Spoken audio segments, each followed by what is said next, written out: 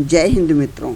चलिए आज हम आपको बताते हैं कि किसी कंपनी का जो सिन नंबर होता है CIN, इसको या तो हम कह सकते हैं कॉरपोरेट आइडेंटिटी नंबर और या कंपनी आइडेंटिफिकेशन नंबर या कंपनी आइडेंटिटी नंबर। तो चलिए शुरू करते हैं। सबसे पहले हम वेब ब्राउज़र को खोल के लेंगे।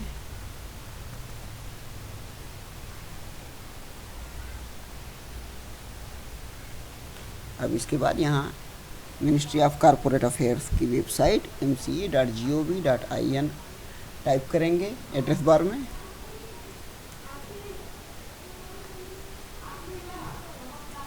इंटर प्रेस करेंगे। इसके बाद हम यहाँ जाएंगे MCA सर्विसेज, फिर फाइंड सिन। अब इसके बारे में किसी भी कंपनी का कॉरपोरेट आइडेंटिटी नंबर कैसे हम निकाल सकते हैं, ये मिनिस्ट्री ऑफ कॉरपोरेट अफेयर्स की वेबसाइट में आपको मिल जाएगा। क्या करेंगे, MCA का वेबसाइट खोलेंगे। इसके बाद यहाँ MCA सर्विसेज वाले ऑप्शन पे जाएंगे, फिर इसके बाद फाइंड सिन। इस तरह का इंटरफेस आपके सामने आ जाएगा।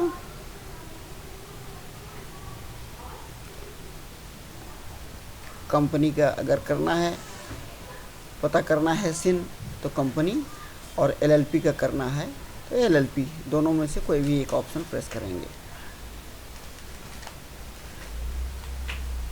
तो हम चलिए कंपनी का करते हैं। तो सबसे पहले हम कंपनी को क्लिक कर लेंगे और ये कई तरीके से हम सर्च कर सकते हैं। तो अभी तो मान लीजिए कि हमारे पास किसी का रजिस्ट्रेशन नंबर नहीं है और किसी का पुराना सिन नहीं है, तो इस बेस पर हम जो है ये दूसरा ऑप्शन सेलेक्ट करते हैं, search base on existing company. यहाँ क्लिक करते हैं। फिर इसके बाद यहाँ आते हैं, ये स्टार्ट विथ, एंड विथ, एज या कंटेंट्स एनीवेयर। तो चलिए हम करते हैं स्टार्ट्स। रैंडमली हम कोई भी नाम सेलेक्ट करते हैं यहाँ पर, जैसे मान लीजिए मंगल।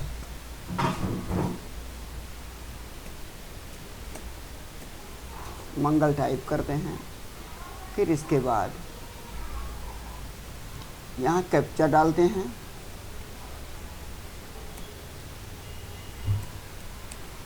इसके बाद यहाँ सर्च का बटन दबाते हैं। अब इसके बाद आपके सामने इस मंगल नाम से शुरू होने वाले जितनी भी कंपनियां हैं, सबका पूरा लिस्ट आ जाएगा। आप देख सकते हैं, देखिए इस तरह से ये लिस्ट आपके सामने आ जाएगा।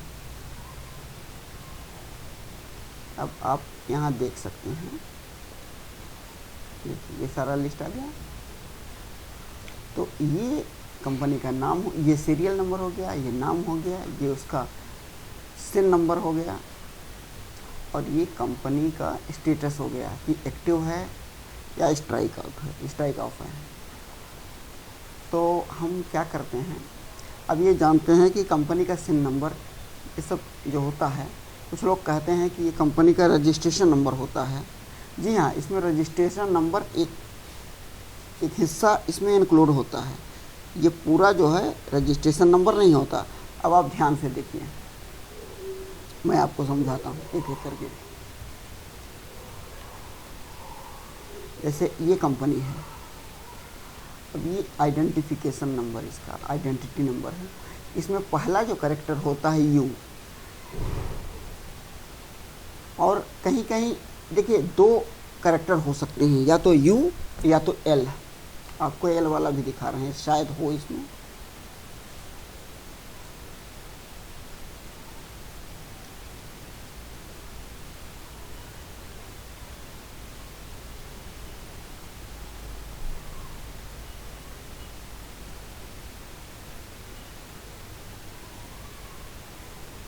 नहीं, L वाला तो अभी नहीं मिला। इसका हम बता रहे हैं आपको, इसका क्या मतलब होता है। ये पहला कैरेक्टर जो होता है U, या तो U हो सकता है या तो L। ये जो है कि कंपनी का लिस्टिंग स्टेटस बताता है, अर्थात ये किसी स्टॉक एक्सचेंज में लिस्टेड है या नहीं। जैसे बॉम्बे स्टॉक एक्सचेंज में, नेशनल स्टॉक एक्सचेंज में लिस्टेड है कि नहीं। अगर ये लिस्टेड होता है तो यहाँ यू की जगह एल होता है, और अगर ये लिस्टेड नहीं होता है तो ये अनलिस्टेड के लिए यू प्रयोग किया जाता है। और ये पहला कैरेक्टर लिस्टेड है या अनलिस्टेड है, इसके लिए इंडिकेट करता है यू या एल। और इसके बाद ये आगे का 5 कैरेक्टर आपको दिखाई पड़ रहा होगा, ये इंडस्ट्री का कोड होता है, बिजनेस का कोड होता है, इंडस्ट्री का कोड। इसके बारे में विस्तार से हम चर्चा करेंगे किसी दिन और किसी और वीडियो में। ये इंडस्ट्री का हर बिजनेस का अलग अलग कोड होता है, ये मिनिस्ट्री ऑफ कॉरपोरेट अफेयर्स द्वारा तय किए जाते हैं। तो ये 5 कैरेक्टर, पहला कैरेक्टर लिस्टेड है या नहीं है, दूसरा कैरेक्टर दूसरे 5 डिजिट जो है ये इंडस्ट्री का कोड होता है। अब इसके बाद ये तीसरा जो होता है, तीसरा आइटम होता है, तीसरा एलिमेंट इसमें होता है स्टेट कोड। जैसे ये इसमें आंध्र प्रदेश है, ये झारखंड है, ये अब दिखाई पड़ रहा होगा आपको, झारखंड है, ये गुजरात है, ये स्टेट का कोड होता है। अब इसके बाद आगे के 4 डिजिट जो होते हैं ये ईयर होते हैं कि किस साल में कंपनी इनकॉर्पोरेट हुआ है। अब इसके बाद उसके बाद नंबर आता है कि आगे के 3 कैरेक्टर जो ये होते हैं अल्फ़ाबेटिकल, ये अल्फ़ाबेटिकल कंपनी होता है, अल्फ़ाबेटिकल जो कैरेक्टर होता है ये ओनरशिप कोड होता है। यानी कि प्राइवेट लिमिटेड कंपनी है, पब्लिक लिमिटेड कंपनी है, ओपीसी है, या फिर सब्सिडियरी ऑफ फॉरेन कंपनी है, या फिर गवर्नमेंट ऑफ इंडिया की कंपनी है, या स्टेट गवर्नमेंट की कंपनी है। तो इसके लिए